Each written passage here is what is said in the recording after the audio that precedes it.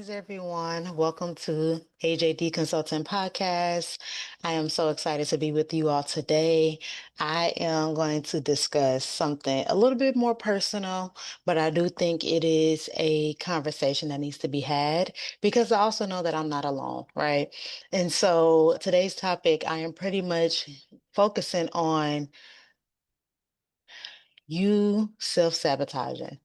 How are you stunting your own growth, your own desires, right? And that can look and come in so many different ways. That can be self-sabotaging through overthinking, through procrastinating, through just not writing out your ideas. So many times we have so many ideas and so many things we want to do, and we know what to do. We may not always know how to do it, but we just have to try. And we let fear overcome us. And then the what ifs are, oh, it has to be perfect. It has to be this. And I'm like, don't we realize? And I'm talking to myself, right? Like, don't we realize how many companies have changed their names? That have removed all of the old employees and put new people. Like people have restructured and reconfigured whole departments, whole large organizations multiple times. So nothing is new under the sun. And so when you start to think of it in that way, okay, I'm gonna put it out now. And then as I get more income or as I get better and wiser, I'm going to upgrade, I'm going to change and all that. But for right now, I'm going to use what I have. And that's how I feel about every aspect of my professional life. Like, even with doing this podcast, I'm like, oh, I want to get podcast equipment. But then I thought about it, like, let's be honest, I don't need that. I already paid for Zoom. I already have all these other things. Let me just use what I have and just go for it and be consistent. And so that's where that self-sabotaging comes in because, as I said before in the previous video, that motivation cannot be your only go-to. Like for me, if I'm not motivated to do something, I'm not going to do it. But that is not the way to be. You have to be disciplined. You have to keep the promises that you have said to yourself. And even from an academic perspective, stop breaking promises. You know what you need to do. If you were incapable of something, you wouldn't even be put in the room. So anytime that an opportunity presents itself, of course, think about it, think about the pros and cons and all of that, but don't be so afraid to where imposter syndrome comes in. And for those who may not have ever heard of imposter syndrome, that is pretty much when you feel like you should not be in a space. Like, this space is too good for me. It's like very self-deprecating, right? They're gonna find out that I'm not as good as they think I am. I'm gonna be exposed. Like, I'm an imposter. I don't belong here. I'm undeserving. All of those things and all the its other variations. And so we have to get out of that in every phase of our life. Yes, we have done these things for the first time a lot of times. This is our first life in this physical body, right? And so I think sometimes even myself, we put so much pressure on ourselves to be a certain way, to present a certain way, to speak a certain way, to get a certain job, to have these certain degrees. Like we just keep internalizing other people's goals. Stop and think about, is this even your goal? Is this even what you want for yourself or see for yourself? Right. And then we also have to remember that the goalpost changes so often. Right. So I am a baby millennial. I always say that I'm a baby millennial. And even still being a millennial, when I was growing up, college, to go to college, like that was drilled into us. Although I enjoyed my college experience, I think I chose the best institution for me, especially at that time of my life. Like, I have no regrets on selecting Spelman College, none, right? But at the same time, I'm like,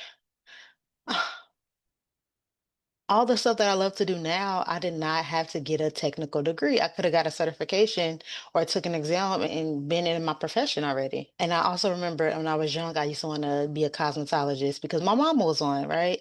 And I remember a lady that I really respected told me that I was too smart to go to cosmetology school. I needed to go to college. So you're hearing these things, people are programming you, although they have great intentions.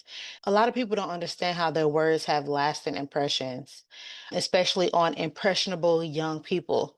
So I always try to be intentional with what I say and make sure that I am not generalizing because I always have to say, in my experience, I'm an expert in my experience. So I always say my experience to make a clear separation of this is what I've gone through, this is what I've learned.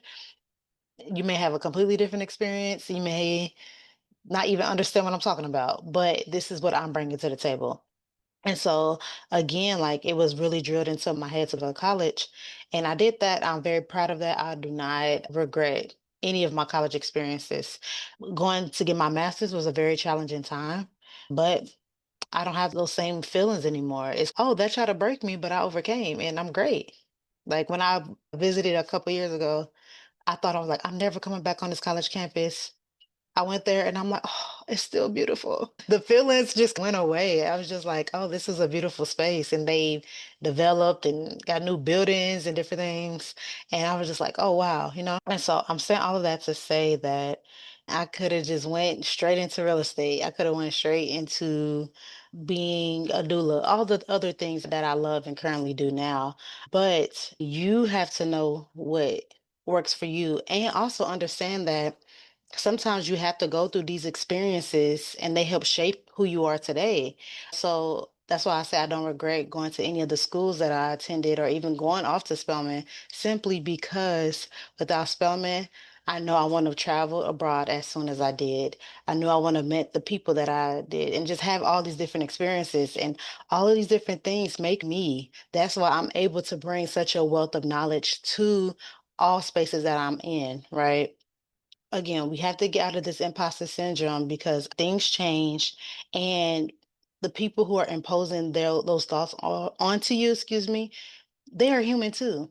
Their thoughts may have changed. Like it is okay for us to elevate what you thought and what you wanted and what you valued at 20 is not the same as your current self. Like things change. You can get new information. You can update your stance on whatever. You can update your perspectives. Your lens may have changed. There was a time where I was a study abroad person. Like I will always promote studying abroad. But then I had other life experiences where that's no longer a priority to me. I'm like, it's great to have an abroad experience, but also the United States is plentiful. And a lot of us who are from here may not have even been to the opposite coast. Let's start small, start home first. And then branch out, right? And then travel with people who you know and care about. I don't romanticize traveling as much as I used to. When I thought, oh, I'm going abroad, it's going to be this. No, life taught me otherwise. And yes, I still love to travel. Yes, I still love to do all those things, but I look at it from a more practical perspective now, and I know what to expect. So I'm mentally and emotionally prepared. We have to stop internalizing these things. Know that a lot of leaders, again, they're human too. They have their own traumas, their own experiences, and that shapes how they lead for better or for worse. And so you just have to think about who you are, what you want to accomplish, what impact do you want to leave on the world? If I have an idea, 9 times out of 10, I'm gonna share it. And I'm trying to do better of doing that. And that's why I've been trying to post as many podcast episodes for this new season, I should call it, because I actually have something to say. A lot of times when I don't post or make podcast episodes, I don't have much to say. And I think I don't like talking just for the sake of it. I actually want to say something, have something to say. But when you're in, this is a media medium and platform, right? So there's always something to talk about. So I am just forcing myself to get more creative and do all these things because I like to have these conversations. I like to talk about things that people may have been thinking but don't know how to articulate, or y'all can even help me articulate it better. At first, I wanted this to be formal and all those things, but I'm like, that is not my personality. There are certain things that are going to be formal, but I want to have a conversation. I want this to be a dialogue. I don't want to just preach at you or just be at a podium and just talking at you. I wanted us to talk to each other, right? And also, I think about what is for you. There have been so many times in my higher education career where people will say, oh, you need to move up, or you should have this job and have this job. And I had to sit back and think, oh, I'm not ready for that. There was one time someone wanted to promote me to another role, right? They asked me 5 times, and I just kept saying, "I'm not ready, I'm not ready, I'm not ready, I'm not ready. I have other goals. I wanna save more money, da, da, da." And so there's 2 things. First, I didn't just accept something because of a title and a perceived pay upgrade, a pay increase. I really thought about it. Like, and at that time of my life, like I know I made the best decision for me, right? But on the flip side is that could have been a great career move. Even if I didn't stay in that for a while, it could have helped me move up and move up. Instead of just being at an entry level position, I could have got that middle management and then worked myself up to executive leadership and all of that. That could have been a great stepping stone. And it's so funny because again, if I were to do it all over again, I still wouldn't have taken that role immediately. I would have did like maybe another year, try to get my feet wet, and then I probably would have pursued something else, moved up. But I'm sharing that to say at the time, I was like, I'm not ready. I don't know what I'm doing. I don't feel prepared. I had all these different supervisors. I haven't accomplished what I set out to do in this entry level role. No. And again, for me, it was partially financial as well. I was going to have to move and just all of that, which is funny because I end up doing that anyway. But I'm sharing this story, and I think I've talked about this before on maybe, I want to say 2023, but I didn't think that I was ready. I didn't. But the whole time I was doing that work already. I was doing the work without the title, without the pay. And I was given the opportunity to actually do the work. It's so funny. And so when we talk about self-sabotage and imposter syndrome, I think about all the times where I have dimmed my light for so many different reasons. And one of the reasons is increased responsibility. I knew I didn't want certain responsibilities in certain roles. So I didn't want to move up, right? But at the same time, when you don't move up, you don't get a pay increase. And then you're working multiple jobs. And it's like a ripple effect. Instead of me just going in and owning it and setting boundaries and doing all those things, I just kind of was like, oh, I'm not going to do it. Oh, I'm not going to do it. I'm going to shy away from it, not realizing I'm stunting my own growth. Technically, I was like just being lazy. And don't get me wrong, I don't think that everything should be at 100. I had to learn that myself. Every task does not require 100%. Some things require 30, 40, 60. Not everything needs to be 100. And I was going on at a rate where everything was 100 and 100. So adding that extra level of responsibility was a lot, was going to be too much for me, right? But now that I think about it, I'm like, I still could have did it all, could have had it all. Right? And this is not a situation where I'm like, oh, woulda, coulda, shoulda. No, it is what it is. I have 100% accepted all of that. I am very happy with my decisions and where I am right now, right? In addition to just like that job part, I think another thing that has hindered me from really elevating and really stepping into my power, really stepping into my confidence as an adult is the fact that I still see myself as 18 years old. That's the time where I moved away from my family. I moved to a brand new city. I was there pretty much by myself, navigating so many things as a first generation college student by myself.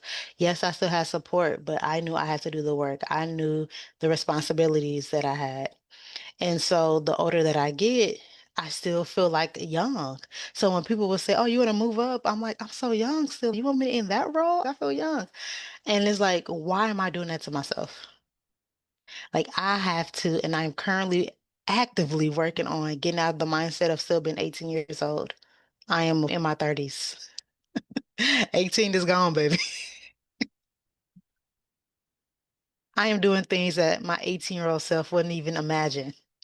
But for some reason, and I know why, I know specifically why, and it's because that was the most major change. That was a life-changing moment. It shifted everything about who I thought I was and who I am. And that was just the first major shift, right? Because again, I'm in Kansas City with my family. I'm going to school. I pretty much went to the same type of school my entire education from second grade to 12th grade. There, I had classmates I literally have known since second grade, and we just went to the same schools. Like, I was in a very communal like school. So everything was the same. Everything was the same. Everything was the same. People in the city knew me, but they knew me academically. So I felt very comfortable and very just proud of all the work that I was doing, right? And then I go off to college, move to a new city. Now I have to think about who am I in this new city, and now I'm in college, and you're going through all the phases of transitioning as a teenager to a young adult who's also in college, who's also working toward a degree, working toward a career. Kind of don't know what you want to do. You have an idea, but now you're just kind of like open, trying things, like just you're just exploring. You're in that exploratory phase. And so I think it was such an exciting time in my life as well, even though I was nervous. But I don't even think I was nervous, to be honest. I think I was just ready. I was just ready to move. I was ready to change. I was ready to go to Spelman, get my degree. Like, I was just ready. I didn't know what to expect, but I was just ready. So whatever it threw at me, I was just like, I'm here, I'm open. And the older that I get, I don't have that same feeling. Like, although I work really hard, everybody knows that job that I had at that 17, 18 years old, I'm like, I need her back, right? However, I do know and understand that 18-year-old was in survival mode. And I have worked extremely hard to be out of survival mode. So, as one of my friends, she kept sending me positions on LinkedIn. She's like, you need to be a director, you need to be a director, you need to be a director. And I'm like, ma'am, I don't want that. I don't want to do that. I don't want to do that. And at the time, I gave the same explanation I just gave y'all. I just don't want the added responsibility. I have other goals. And if I take a director role, it requires more time. I'm trying to do outside. I'm still trying to grow my businesses, right? Again, all of those things are true. But I started to reflect and say, what else is underlying? That's your surface answer. But in actuality, I feel like I'm too young to be a director.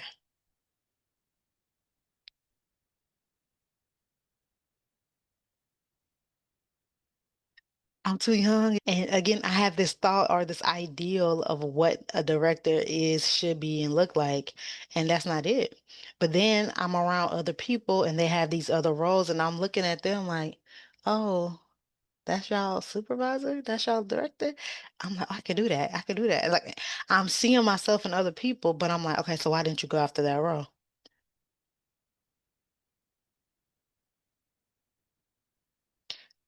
Because I still see myself as 18 years old.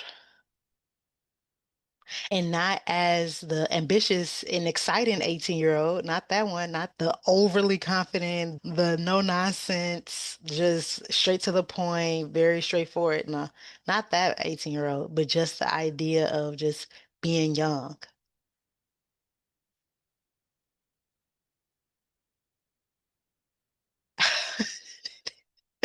I'm over here just like processing it all because that is just the truth. And I know it's stunting my growth, and I wrote something down on my phone, and it was so interesting.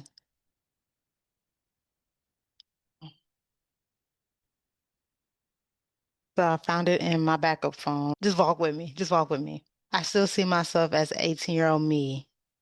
And I think this kept me stuck professionally and financially. I did not value my experiences and accomplishments because I had the that's what you're supposed to do mindset.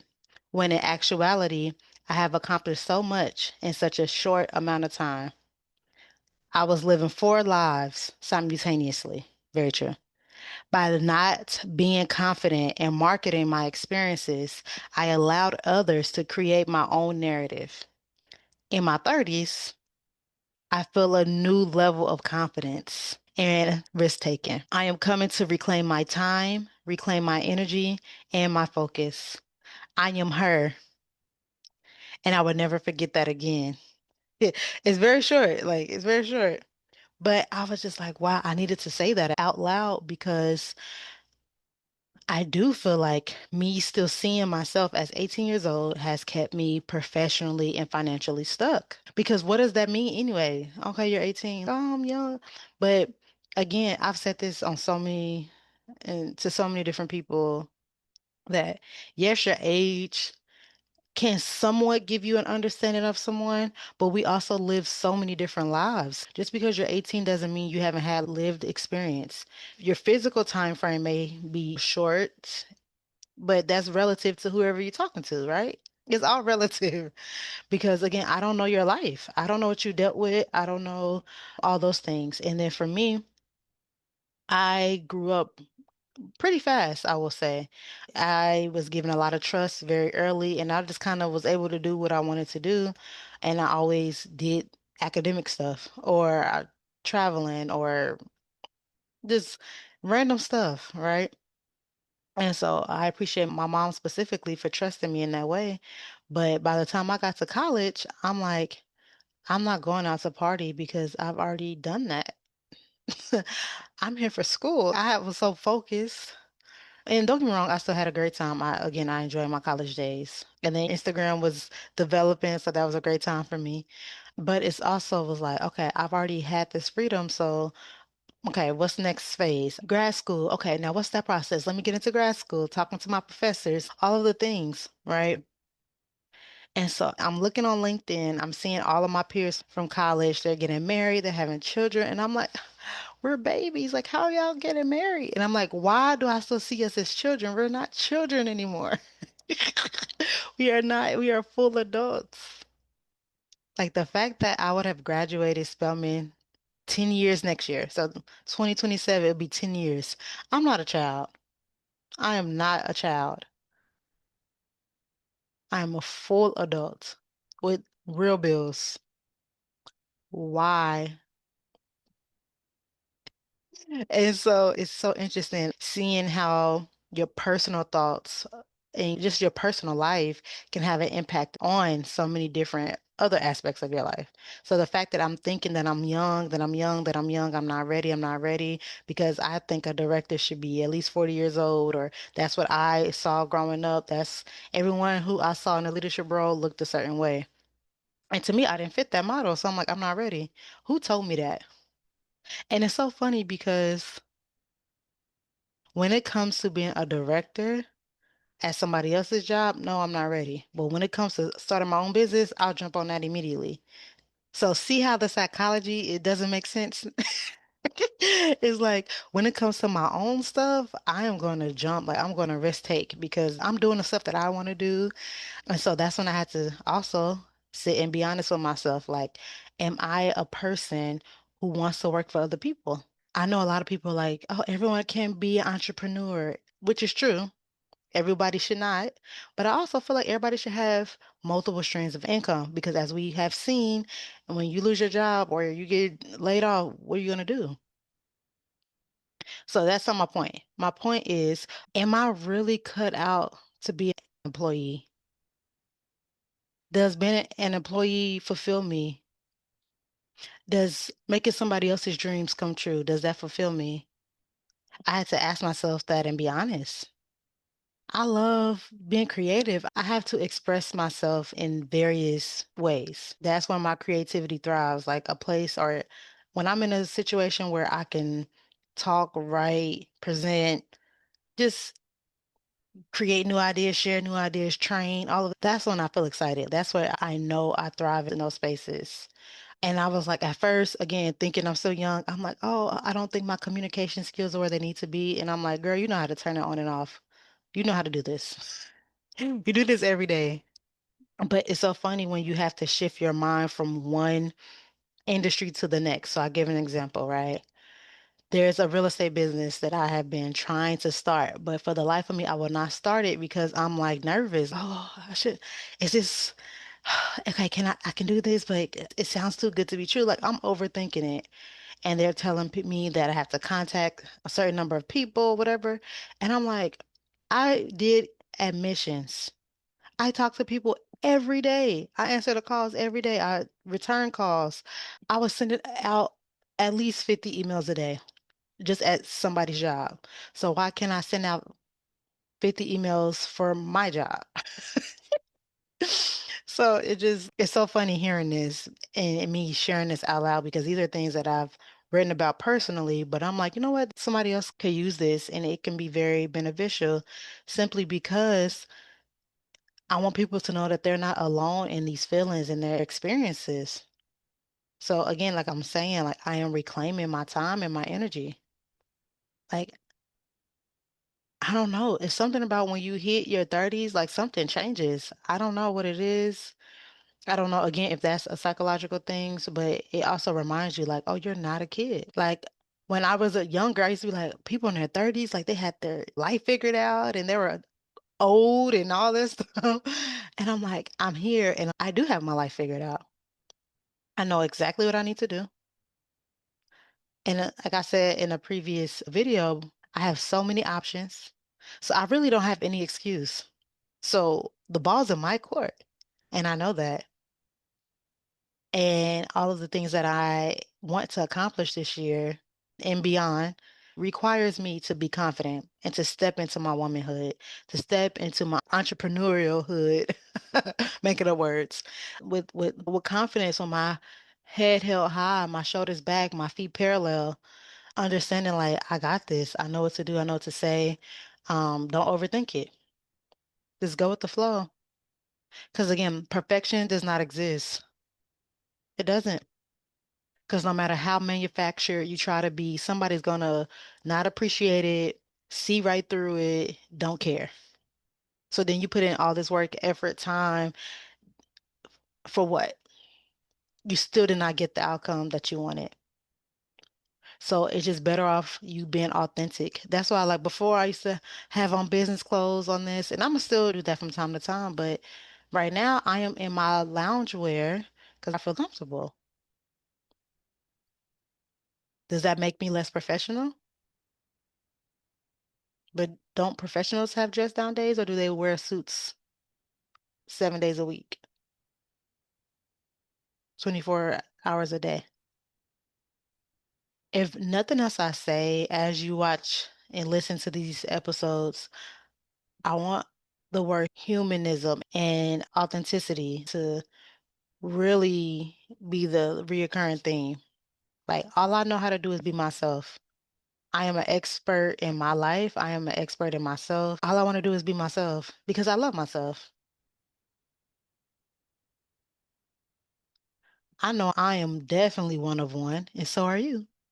And so just embracing that. Sometimes we know that we're different from others, and sometimes we try to fit in, but we don't realize that us being different is what gives us our edge. That's what gives us our secret sauce. Like I used to tell people all the time, I know I am put on this earth to change the status quo. You're like, what do you mean?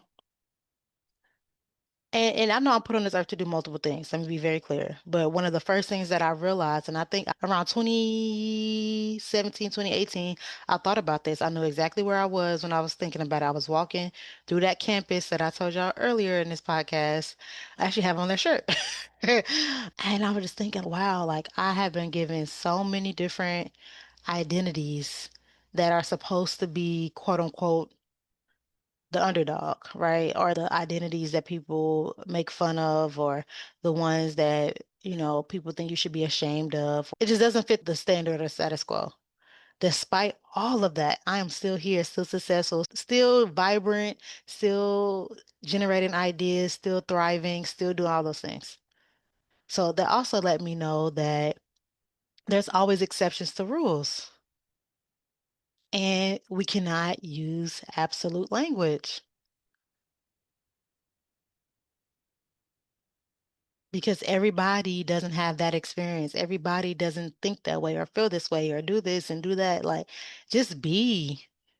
And so once I started to realize that and accept me in my entirety, and I had to constantly like replay those moments because I'm like, I'm on this earth again. Everything non-traditional that does not match what society says, I am that person. Even something so simple as being left-handed. Y'all don't know what it's like to navigate in a right-handed world. And now you have to learn how to use both hands. That alone, that gives me another perspective that 90% of the world is not even thinking about. So I'm like, oh, okay, I got this unique perspective, right? Okay, being a first gen, there's so many different aspects of my life. Like I didn't grow up in any religion. I have a very unique food ways. Like I don't eat a lot of things that people eat. And people always say, oh, food brings people together. And I kind of remind them like, hey, actually, it doesn't. Because everybody doesn't eat the same or have the same dietary needs. So when you're thinking you're bringing people together, you're actually isolating people when you have to create them a whole new meal. Like I remember I was at a conference or not a conference, but it was like a training. One of the chefs, she made me like these bean barbecue meatballs, and whatever, and they made a big deal of it. Like it was like, oh, and I was like, please stop. Please, you don't have to do that. Although I'm happy she made me some food.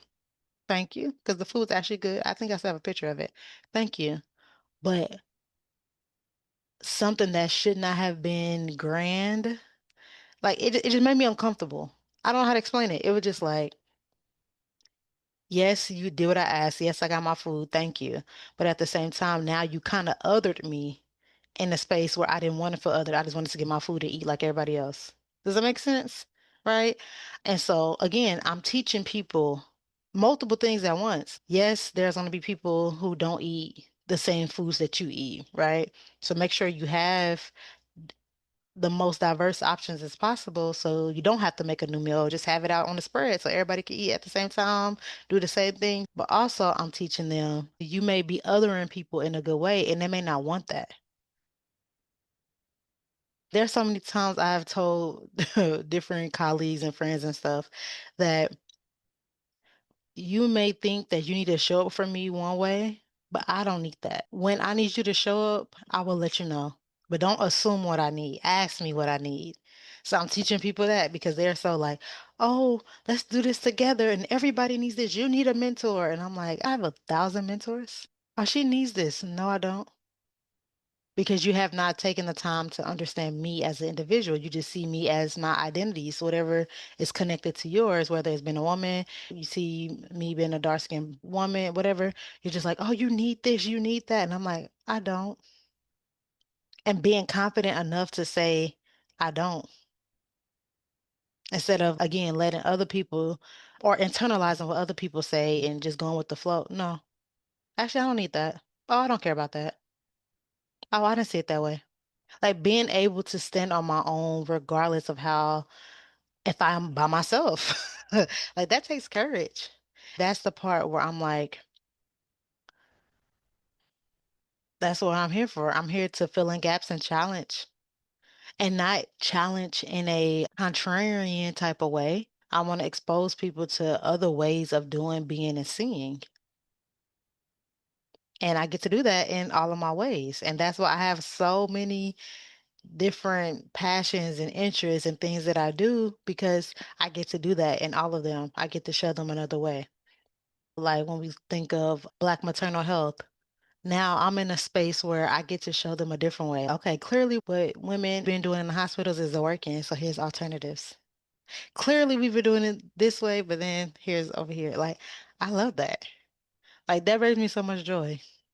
And I'm happy that I am the vessel that it comes out of. So ultimately, that self-sabotaging and that imposter syndrome, let it go. Let it go. It doesn't serve you. It only dims your light. It keeps you stuck. It keeps you stagnant. It keeps you in fear.